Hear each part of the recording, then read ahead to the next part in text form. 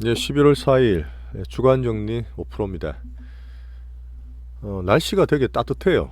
11월이면 거의 겨울 문턱인데 뭐 여름같이 최고 기온이 30도가 나올 때도 있습니다. 그 제가 올해 쓰고 있는 SNS 계정이 이제 주식의 생활화, 투자의 생활화 이런 이름을 쓰고 있는데 제가 습관적으로 뭔가 하여튼 다 투자와 결부시켜서 좀 많이 보는 습관이 있어요. 작년 이맘때는 이제 겨울을 춥지 않기를 바랬고 이 작년 2월에 터졌던 전쟁이 유가가 워낙 고생을 많이 했기 때문에 정말 안 좋을 때 작년에 모을 때도 러시아가 유가를 워낙 장난쳤던 부분을 걱정했던 그런 기억이 있습니다. 근데 기후적으로 이제 여름 되게 더웠잖아요. 요새 뭐 기후 지구도 온난화 때문에 엘니뇨, 라니냐 이런 얘기 많이 하는데 보통 그러면 또 겨울이 그렇게 춥지 않대요. 유가 걱정을 좀 덜 수 있는 요즘 날씨인 것 같습니다. 지난주 주말에 제가 이제 11월 반등의 흐름을 보고 종목에 좀 집중하자 이런 주제로 주간 정리를 했던 것 같아요. 금주도 마찬가지입니다. 이제 조금씩 흐름이 뭐 지난주 빛이 보인다 해서 이제 빛이 조금 더 보이는 거죠. 자, 8월 달에 조정을 좀 받았고 우리가 금리나 환율 얘기 드리면서 올랐던 부분이 금리에 시장이 저항하는 과정이라 얘기 드리면서 생각보다 더 많이 빠져서 10월 달에 특히 더 많이 힘드셨을 것 같은데 어쨌든 정상으로 돌아가는 과정입니다. 우리나라는 특히나 수급적인 텐트럼 때문에 더 많이 빠졌고 또 반대로 낙폭 과대했던 것들이 또 반등을 줄 수 있고 그 가운데서 제가 투자에 또 중심을 좀 잡아가려는 주간 정리라 보시면 될 것 같아요. 여전히 전 세계 기준은 어쨌든 미국, 중국 패권 전쟁을 하고 있지만 여전히 우리한테는 중국입니다. 미국입니다. 우리나라는 그래도 자유 서방국에 포함되어 있잖아요. 자유민주주의. 나스닥이 지금 20일선도 상당히 강하게 돌파하면서 많이 올랐어요. 근데 여유에 되면 조금 부담은 느낍니다. 왜냐하면 지금 미국 금리가 가장 원인이었지만 제가 그래도 믿고 그래도 계속 갖고 있었던 미국 경기는 아직 견조해요. 근데 연착륙이라면 어쨌든 착륙은 착륙입니다. 미국 경기가 서서히 둔화되는 과정이고 거기에 정말 세밀한 조정을 하고 있는 연준이거든요. 근데 연준이 참 바보짓을 많이 해서 샤오실의 바보라는 얘기도 들어보셨겠지만 채권 금리까지 많이 조정을 하고 오히려 시장을 컨트롤 하고 있다는 말씀을 드렸는데 잘하고 있는 것 같아요. 어제 또 미국의 고용 지표가 나왔습니다. 결론적으로는 이 고용도 연착륙되는 골디락스란 말을 썼잖아요. 근데 골디락스가 무조건 좋다는 얘기가 아니에요. 골디락스가 차지도 뜨겁지도 않고 이제 미지근한 미적지근한 그런 상태를 말하는데 뭐 고용이 연착륙은 되지만 그렇게 나쁘지 않는 적절한 수준으로 나온 것 같습니다. 자, 그러면서 우리가 9월, 10월 정말 걱정을 많이 했던 가장 조정의 빌미를 줬던 미국 10년물 금리 어제 더 빠졌어요. 물론 아래꼬리 살짝 달긴 했지만 5%를 위협하던 애들이 지난주 조금 조정을 보이고 3일 내내 빠졌습니다. 자, 4.5%까지 빠졌다가 어제 종가는 4.56 정도. 제가 4% 초반까지는 안 바라더라도 4% 중반만 돼도 참 좋겠다. 왜 이 정시나 금융은 너무 급박하게 막 팍팍 움직이는 게 안 좋아요. 그런 게 안 좋기 때문에 지금 빠졌다가 뭐 등락을 4% 중반에서 하는 게 그러다가 뭐 조금씩 하방되는 게 좋겠죠. 사실 이게 요번에 채권 수급이다 국채 발행이다 뭐 다 챙겨봤지만 약간 오버한 게 맞아요. 그리고 비레크만이 얘기하고 어쨌든 그 한머니들 투기꾼들도 많이 빠지고 숏 포지션을 좀 정리를 하면서 정상화되고 있는 과정이라 보시면 됩니다. 한번 시작해 볼게요. 이번 주는 어쨌든 구체적으로 조금씩 빛을 찾아갑니다. 지난주에는 조금은 이제 서막이 보인다. 빛이 보인다. 이제는 구체적으로 이제 물건과 뭘 찾아야 될지 그런 얘기를 좀 드려야 될 것 같아요. 자, 11월 반등의 시작. 어제는 뭐 서막이라는 얘기도 드렸고 산타랠리 가능성도 말씀을 드렸습니다. 오늘 구체적으로 이유를 좀 말씀드릴 거예요. 근데 뭘 사야 될지도 언급을 좀 드리겠습니다. 어쨌든 9월, 10월 달 우리가 참 9월 달, 8월 달 조정 받을 때 좀 까불까불했죠. 뭐 단타도 많이 치고 주도주에서 놀고 하다가 뭐 10월 초에 물론 전쟁 터진 것도 있습니다. 이스라엘 중동 이슈가 있었지만 어쨌든 생각보다 금리가 더 뛰면서 증시가 많이 좀 고생을 했고요. 우리나라는 공포까지 겪었습니다. 항상 시장이 맞아요. 시장에 대한 겸손을 좀 가지고 한번 재점검을 하면서 우리 포트를 또 정리해 나가겠습니다. 여전히 고금리에 시장이 적응하는 과정이에요. 이게 사실 작년부터 이제 금리 인상계는 주식이 오른다 빠진다 이런 것들에 십수년간의 사이클이 깨졌다 말씀드렸잖아요. 작년 파월도 그랬습니다. 2021년에 자기가 인플레가 일시적이다. 일시적이다 큰 지금 실수를 했지 않습니까? 그 작년에 빠질 때 1970년이나 80년에 그 아스번스라든지 이런 사람들까지 소환하면서까지 정말 물가가 오르고 이 고금리 하에서 어떻게 금리를 가져가야 될지에 대한 고민을 정말 많이 했고요. 그런 부분이 지금 연준 파월이 어느 정도는 그래도 지금까지 잘하고 있다. 그리고 향후적으로 우리도 지금 금리라는 거를 시장에 해석을 할 때 한 십수년간 좀 이게 주식 경력이 10년 가지고 안 돼요. 저도 20몇 년 그런데 그것도 사실 안 됐고 70년, 80년대까지 소환할 정도로 아주 여러 가지 역사적인 분명히 큰 흐름은 같습니다. 큰 흐름은 인간의 어떤 심리 문제, 금융 사이클은 같은데 이 고금리 하에서 이제 정시가 스몰머니 정시가 왔다 갔다 하는 사이클이 분명히 이전에 10몇 년간은 많이 다르다 보고 아마 등락이 저는 있을 거라 봐요. 어떤 느낌이냐면 나스닥을 잠깐 보여드리면 요번에 사실 2021년의 고점을 올라갔더라도 반등이 고점 못 벗겼죠. 이런 패턴이 많이 없었어요. 어쨌든 미국이나 우리나라나 10년, 20년, 30년 두면 정시는 우상향 합니다. 성장을 하고요. 인플레가 있기 때문에 돈의 가치는 떨어지기 때문에 정시는 무조건 올라가게 돼 있어요. 근데 이렇게 등락이 있을 때 이렇게 고점 돌파가 안 되고 빠졌던 케이스가 사실 많이 없습니다. 그 말은 뭐냐면 제가 보는 거는 달러가 좀 약해지고 미국의 어떤 그 가버넌스가 약해지는 과정이다 보니까 저는 내년도 달러 약세로 보거든 사실은요. 이 등락이 아마 고금리 하에서 그 다음에 금리가 만약에 기준금리가 내년에 하반기 얼마 좀 더 내려주면 그 전에 또 정시가 한 번 정도 충격을 받을 수도 있어요. 오히려 저는 금리 동결하는 기간 역사적으로 봤을 때 금리 동결은 올리다가 한 6개월이나 1년 정도 있다가 금리를 인하하는 경우가 많았습니다. 그 전까지가 사실 우리가 주식을 해야 되고 미국이 이례적으로 위에서 이렇게 등락을 하는 어때 지수보다는 더 섹터나 종목이 더 중요한 거예요. 그런 기간으로 올해 말이든 내년도 접근하시는 게 저는 좋다고 봅니다. 자, 고금리 시장 적응기를 그렇게 판단하는 거예요.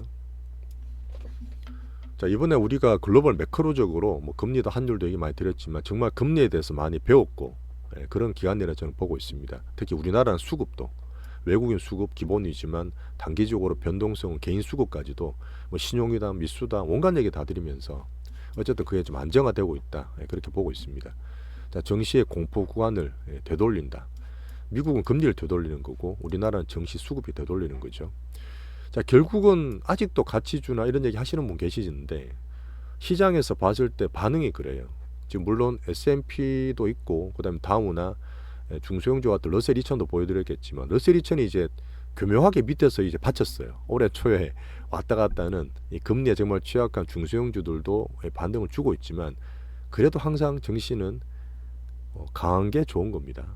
강한 게 살아남는 거예요. 살아남아서 강한 거 물론 그것도 맞는데 어쨌든 지금으로서는 강한 건 성장주입니다. 여전히 나스닥이고요. 우리나라에서는 주도주들 성장 관련 섹터나 테마를 보는 게 맞습니다. 우리 포트 내에서 계속 말씀을 드리고 있어요. 자, 여전히 미국이 기준이고 10년물 금리가 하방으로 갈 거라 봅니다. 지금 아까도 보여드렸겠지만 딱딱 떨어지진 않을 거예요. 왜냐하면 제가 정치적으로 말씀드렸지만 8월 달에 미국과 중국이 잘 안 됐다. 그러면서 금리가 올라가기 시작했고 8월 달 조정을 거치고 9월 달엔 반등을 못 세가다가 더 튀어버렸잖아요. 이때부터 조정을 더 들어갔어요. 그럼 10년물 기준으로 4%대, 4.3%대입니다. 자, 그 다음에 튀고 더 튀어서 5% 갔는데 이때 많이 죽었죠. 정말 많이 힘들었던 시기인데 이미 이게 빠져서 9월 달까지 돌아왔습니다. 자, 우리나라 9월 달도 있지만 이게 제가 봤을 때는 4.3까지 바라는 건 아니고 등락하면 하방감 좋아요. 그래서 어느 정도 금리에 따라서 정시가 오버했던 부분을 캐치업하는 과정이라 보는 거고요. 연준의 파월도 얘기했듯이 이 시장 금리가 기준금리는 지금 5.25에서 동결되어 있지 않습니까? 앞으로 계속 동결해라 보는데 시장에서 움직이는 시장금리가 올라가면서 이미 긴축 효과를 줬다. 그러니까 오히려 기준금리는 오를 필요가 없다. 동결로 보는 게 이번에 시장 해석이었고 저도 그렇게 보고 있습니다. 자, 경기는 연착륙 중이다. 가장 기본이었죠. 하지만 괜찮다는 게 기본이었고 데이터를 계속 보는 거예요. 예전처럼 시장이 워낙 스마트하기 때문에 연준 파월은 포워드 가이던스 앞으로 어떻게 될 거야 이런 얘기를 안 해요. 그냥 데이터 현재 데이터만 보고 나는 얘기를 하겠다. 그래서 우리가 맨날 데이터 보고 하는 겁니다. 지금 고용지표도 어제 나왔던 고용지표도 미적지근하게 잘 나왔어요. 요즘 종목은 나스닥 빅테크 성장주 위주로 보고 우리나라는 반도체를 잘 보고 어제 마이크론 같은 거 지금 고가까지 올랐습니다. 반도체 지수도 약간 종목별로 다르긴 한데 우리나라는 되게 반도체를 봐야 되잖아요. 수출이나 경제나 무역 다 봐야 되기 때문에 그 뒤에 말씀을 잘 드리겠지만 반도체 괜찮았습니다. 고금리 적응 과정 계속 반복을 해서 말씀드리는 거고 시장금리가 무조건 빠진다고 보는 게 아니에요. 급 나가는 게 별로 좋지 않습니다. 적당히 정상 부분 가는 그런 수준. 얼마 전이죠. 지난주가 채권과 주식이 매수할 때 가장 좋았던 타이밍이에요. 제가 지난주에도 제 지인도 말씀을 드렸는데 항상 채권 얘기예요. 돈 많은 사람들은 그냥 자산을 불리는 증시도 좋지만 안전하게 지키고 우리나라 국채도 마찬가지, 미국 국채도 마찬가지 5%대가 얼마나 좋아요. 우리나라 때 뭐 아직도 6%대도 나오거든요. 막 5%한 5년 같으면 5% 6%도 주기 때문에 채권 사기는 정말 좋았던 지난 시기고 이게 둘 다 정상화되고 가격이 올라가는 시기다. 11월 달 그래 보고 있어요. 또 뭐 새로운 우려를 하시는 분이 계세요. 이게 또 이렇게 급하게 움직이면 뭔가 또 다른 걸 끄집어내시는데 그것도 제가 다 말씀을 드릴 겁니다. 자, 미국 경기가 연착륙하면 소비도 고용도 꺾이잖아. 그러면 이제 주식도 못 오르는 거 아니야.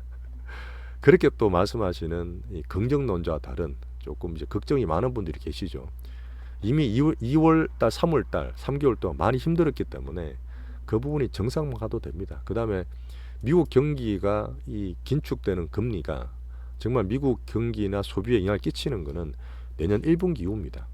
아직 연말까지 산타랠리 즐기셔도 돼요. 그렇게 보세요. 이게 그냥 통계적으로 나옵니다. 저 차트로도 말씀드릴게요.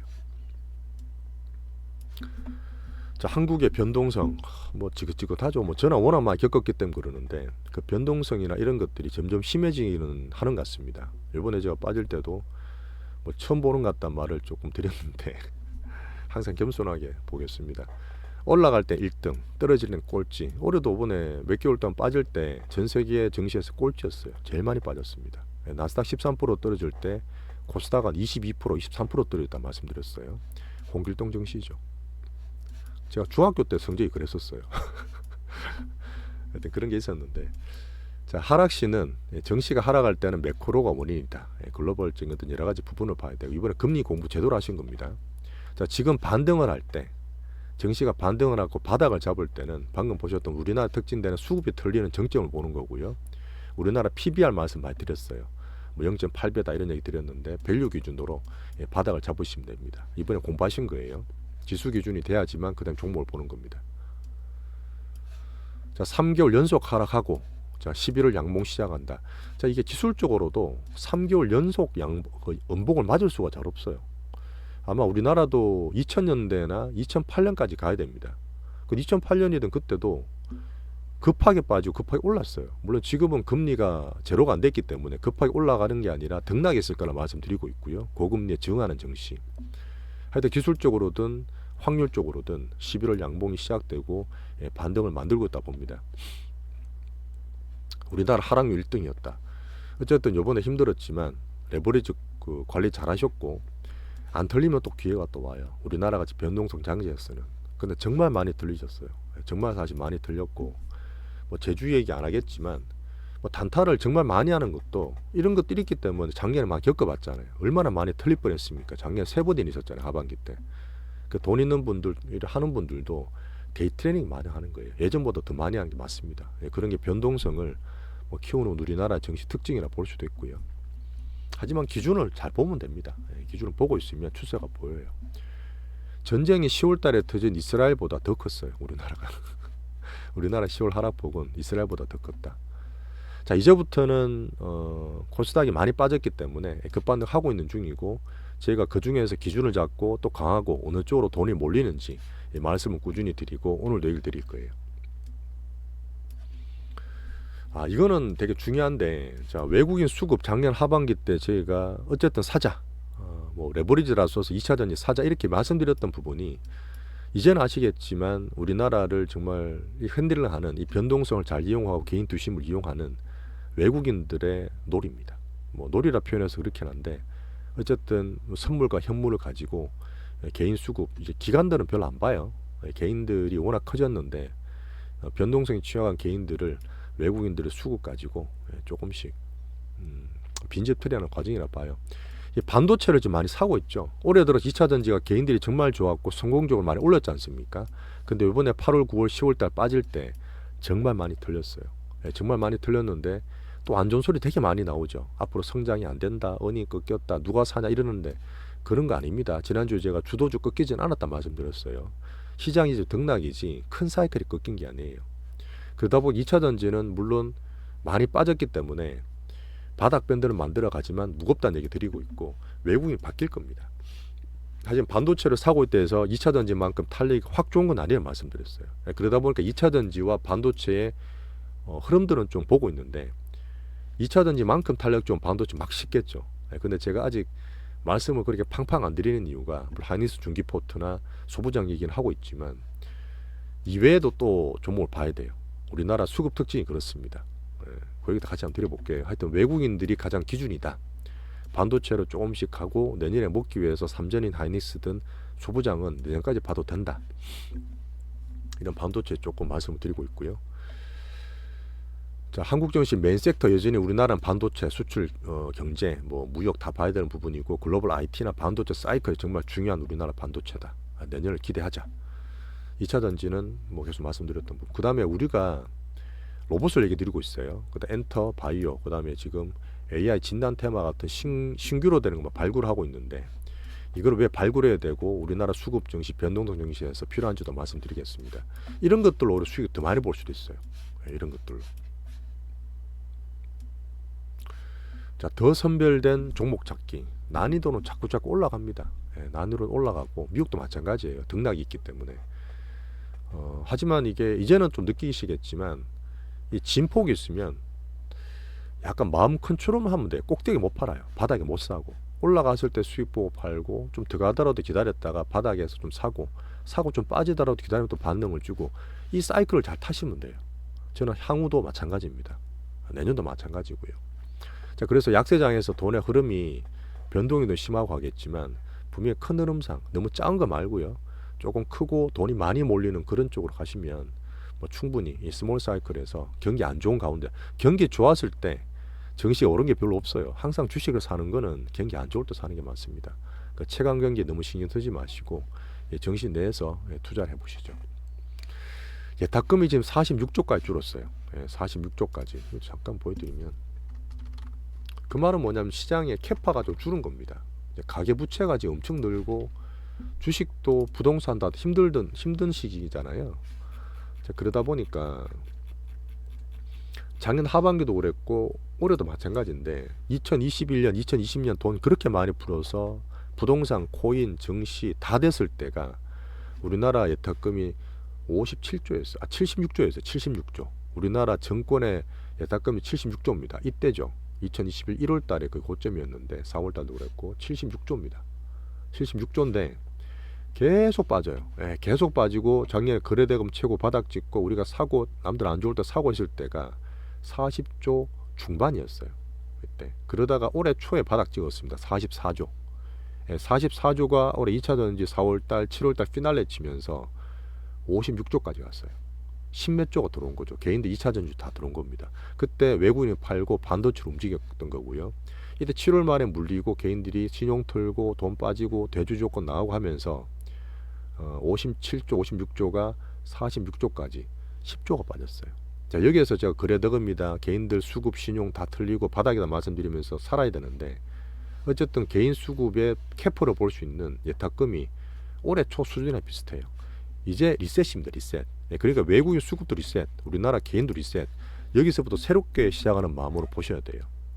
그러다 보니까 뭔가 새로운 주도주가 생기게 되면 돈이 좀 몰리겠지만 짧게 가도 지금 가는 거 몇 개로 왔다 갔다 하는 거 보이시죠? 예, 그런 단기로 움직이는 것들도 적어진 레타금 순에서 시장이 만들어가는 과정이라 저는 보고 있습니다. 자, 그 다음에 올해 4월, 그때 이번에 키움 정거 빠지면서 그랬지만 정권사들이 신용을 다 줄여버렸어요. 자, 신용을 줄였단 말은 개인들의 변동성이 작아진 겁니다. 좀 이따가 제가 공매도도 결부시켜 말씀을 드리겠지만 변동성이 좀 줄어들었어요. 그거는 특징을 좀 이해하자는 말씀입니다. 자, 가계부채 수준 여전히 있고 큰 흐름상 부동산이 안 좋은 시기, 예전에 제일 안 좋게 보는데 정시에서 돈은 되겠지만 전체 움직이는 이 다금이나 돈의 캐파는 우리나라 가계 경제를 말씀해 주는 것처럼 좀 약하긴 해요. 네, 그런 사이클 잘 타시면 됩니다. 자, 중국, 제가 미중 정상회담 기대를 드리면서 이제 조금 봐야 되죠. 어쨌든 중국은 바닥에서 죽지만 마라 말씀을 드리고 있고 공룡이 쉽게 죽지는 않아요. 자, 홍콩 증시 기준으로 보고 있고 약간 반등을 주고 있습니다. 그런 흐름이 증시에서 보이고 아직 위안화는 크게 변동 없어요. 어제 좀 빠졌습니다. 아직 위안화 어제 조금 빠졌고 그런 흐름들이 저는 조금씩 보고 좋게 보고 있는 거죠. 자, 미국 금리 고점대가 나오면 뭐가 좋다 그랬죠. 자, 미국은 자기들은 괜찮아요. 작년에 달러로 그렇게 폭거를 하고 이번에 미국 금리로 폭거하지만 여전히 미국 경기는 괜찮습니다. 문제는 이제 미국이 아닌 나라가 죽는 거죠. 일본과 짝짝꿍, 유럽도 힘들다. 유럽도 지금 인플레 확 꺾였어요. 인플레 꺾여서 물론 좋은 것도 있지만 걔들이 소비를 잘 안 하는 겁니다. 자, 그렇고 지금 중국도 가장 크게 피해를 본 이머징 국가죠. 우리나라도 마찬가지였고요. 자, 미국 금리가 고점이 되면 미중 정상 만나면서 저는 물밑 작업 다 됐다고 보고 있는데 어쨌든 중국이 원래 금리가 낮습니다. 그 다음에 중국은 디플레예요. 0%대입니다. 1%대예요. CPI가. 그럼 얘들은 적극적으로 통화정책이나 재정정책 쓸 수 있습니다. 근데 왜 못 썼죠? 미국 금리가 높기 때문에 타격받을까봐 위안화 지킨다고 그랬던 거예요. 근데 이제는 미국 금리가 고점이 되면서 적극적으로 쓸 수 있습니다. 이제 그런 부분이 바닥 탈출해서 기대를 보시면 되고요. 자, 왕이가 확정적으로 말 안 했어요. 자, 미국은 한다 그랬는데 아직 중국에서 확답을 안 줬는데 하는 것 같습니다. 분위기를 하는 쪽으로 보는 게 맞고. 자, 위안화도 말씀드렸지만 위안화가 살짝 위안화 보여드릴까요? 어제 7.3에서 7.28까지 아주 작지만 어제 보시죠. 떨어지면 좋은 거예요.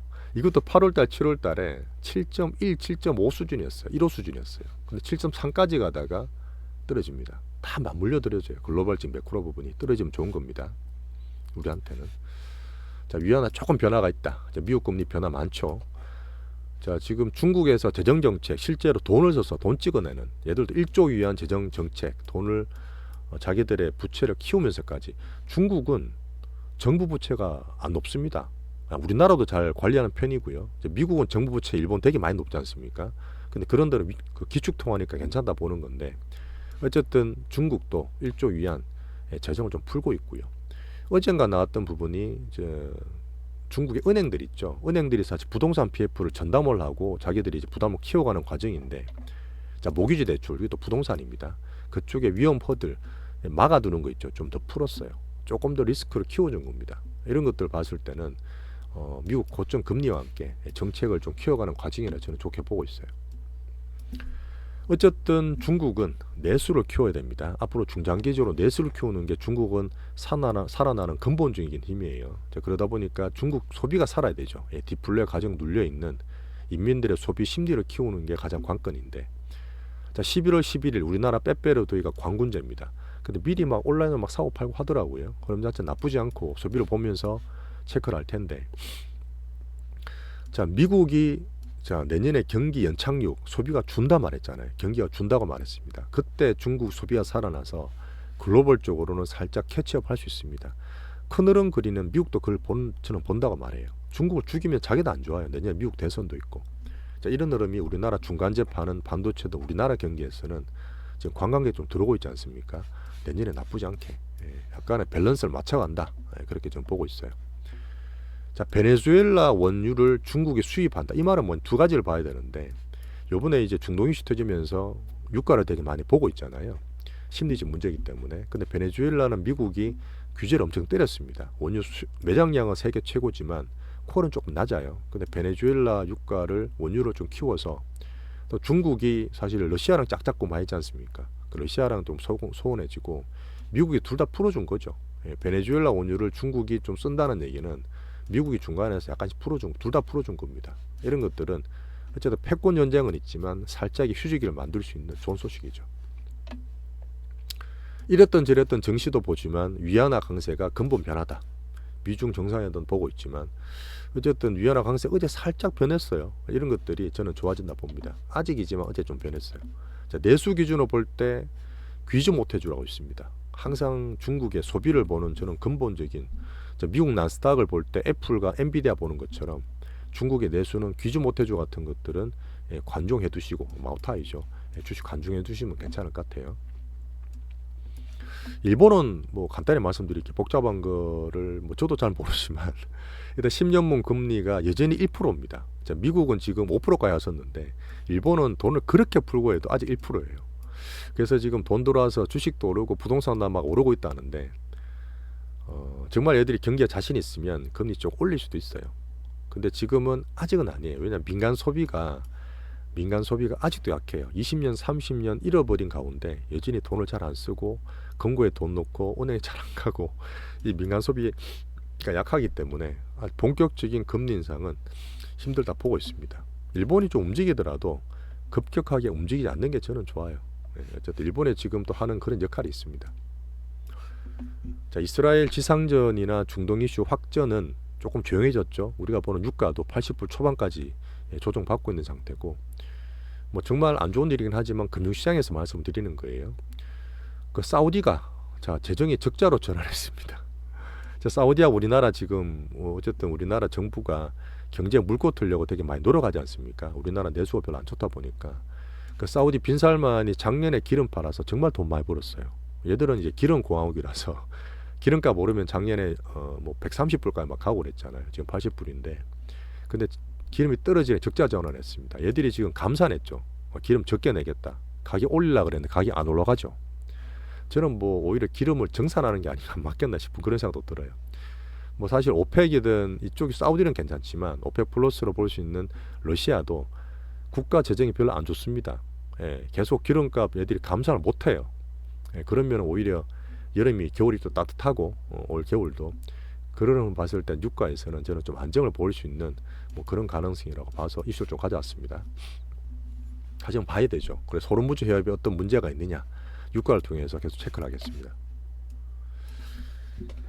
자, 결국은 우리는 이제 투자를 한국에서 하죠. 자, 그리고 가장 큰 흐름상 우리나라 경기, 무역, 수출, IT 사이클, 반도체 말씀드리면서 뭐 가격도 계속 보고 있는데 한국 수출이 어쨌든 수출 증가율이 13개월 만에 그 13개월 동안 계속 많았었어요.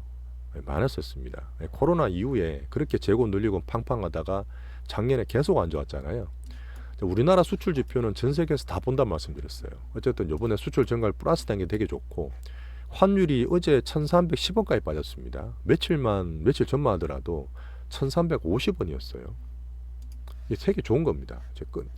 그려놨는데 이때가 작년 10월달 1450원 갈 때 급격하게 빠지면서 올해 초 그 정시가 막 살아났죠. 또 올라간 것들은 이제 이때마다 반도체 외국인이 샀던 거고 빠질 때 좋은 겁니다. 빠질 때 지금 불안불안하던 1350원대에서 1310원까지 빠졌습니다. 자, 간만에 26160 아시죠? 환율 따라가는 거 9월 달에 좀 샀습니다. 샀는 것들은 또 떨어지게 되면 저는 환율상 1200원 초반까지 보기 때문에 참고하시고요. 이게 되게 좋은 거시 지표예요.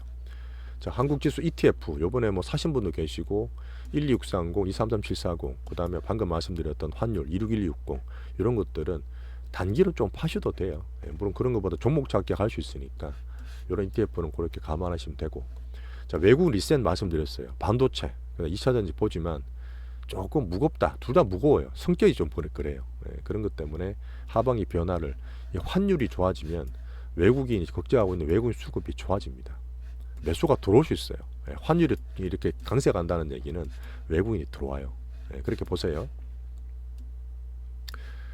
자, 비관론자나 걱정 많으신 분들이 또 그런 얘기를 합니다. 제 점검을 해드릴게요. 지금 약간 수년시켜놨죠. 그때 11월 17일 날 요전에 이제 그 셧다운 얘기 있었습니다. 미국의 여야가 정치적으로 그 예산안 점검을 하는데 또 잘 안 되면 셧다운 된다. 17일 걱정하시는 분들 계시겠지만 요번에 새롭게 선출된 하원 의장 존스입니다. 존슨인가? 존스죠.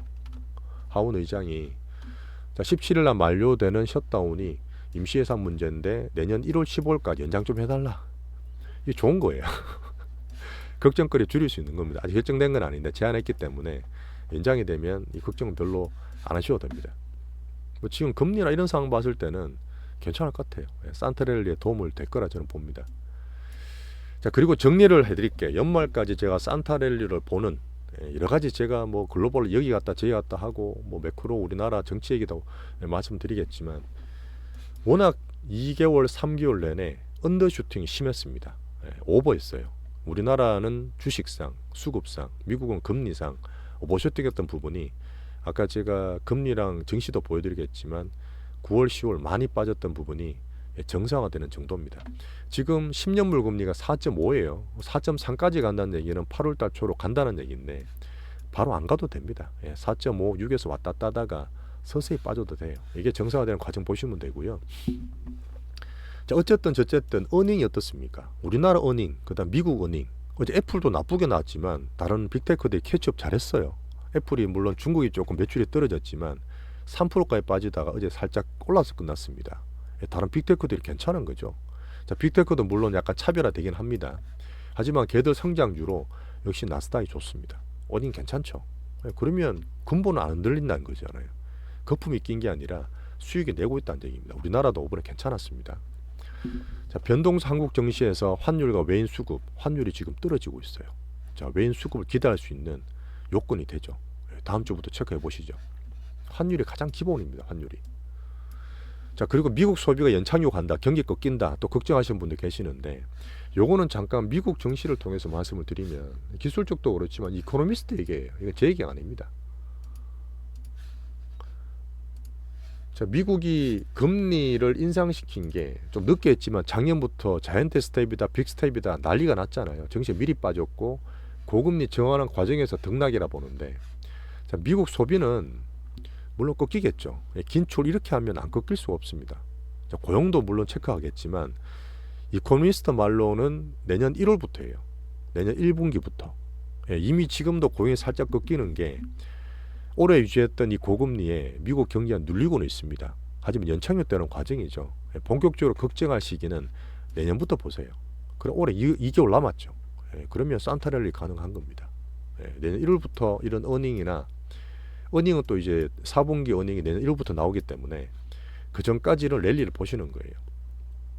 그리고 이제 나스닥이나 우리나라도 볼 때 시장의 머니가 어디로 들어가느냐. 미국도 한국도 성장주로 계속 보는 겁니다. 근데 약간은 차이가 있어요. 말씀을 드릴 텐데 자, 내년부터 어닝을 본다는 얘기는 매출과 또 영업이익을 봐야 됩니다. 1월부터 숫자가 나와야 되죠. 물론 2차전지 확인돼야 되고 적자가 반도체 얼마나 주는지도 봐야 됩니다. 하지만 제가 주도주 찾는데 계속 로봇이나 AI 진단 보시면 어닝이 안 나와요. 매출과 영업이 적자인 것도 있습니다. 바이오도 마찬가지죠. 하지만 다 놓고 보는 이유가 성장하잖아요. 성장합니다. 그러다 보니까 어닝 시즌을 본격적으로 따지는 1월 달에 숫자를 봐야 되는데 남았는 부분에서는 워낙 많이 빠졌던 부분이 올라오고 납복과대들이 그 다음에 지금 돈들이 봤을 때 어닝보다는 성장되는 섹터나 테마로도 갈 수 있다는 얘기예요. 제가 올해 4월 달에 할 때도 항상 그런 얘기 들었을 겁니다. 1분기 실적 나오는 4월 달, 그 다음 2분기 실적 나오는 7월 달, 그때는 어닝 숫자를 좀 봐야 되는데 그 사이에서 로봇도 하고 뭐도 하고 하면서 성장되는 테마나 섹터로도 살짝 갑니다. 그런 흐름이 지금 나머지 11, 12월 달에 나올 수 있는 거예요. 특히 우리나라 같이 변동성 모멘텀 증시에서는 그럴 수 있습니다. 자, 이걸 보시는 거예요. 자, 결국은 산타랠리 할 수 있다는 가능성. 지금 여러 가지 정말 많이 빠졌던 오버슈팅한 부분이 금리나 증시가 공포 구간에서 정상 돌아온 과정에서 긍정적으로 말씀을 드렸고요. 구체적으로 뭘 사고 뭘 팔아야 되는 섹터나 테마 종목 얘기는 두 번째 또 말씀드리겠습니다.